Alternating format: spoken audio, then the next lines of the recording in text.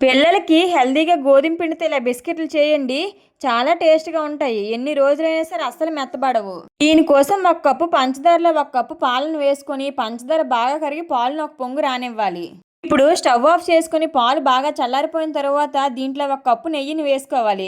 మీ దగ్గర నెయ్యి లేకపోతే నూనెనైనా వేసుకొని, దీంట్లో 4 కప్పులు గోధుమ పిండిని వేసుకొని, పిండిని చపాతీ పిండిలా బాగా కలుపుకోవాలి. ఇప్పుడు కొంచెం కొంచెం పిండి ముద్దను తీసుకొని చపాతీ కర్రతో ఇలా చపాతీలా ఒత్తుకోవాలి. దీన్ని మరీ పలచగా కాకుండా, మరీ మందంగా కాకుండా ఈ వీడియో క్లిప్‌లో చూపిస్తున్నట్లు ఒత్తుకోవాలి. ఇప్పుడు ఏదైనా రౌండ్‌గా ఉండే చిన్న కప్పుని తీసుకొని, ఈ వీడియో క్లిప్‌లో చూపిస్తున్నట్లు లైట్‌గా ప్రెస్ చేస్తూ బిస్కెట్ల షేప్‌లో కట్ చేసుకోవాలి.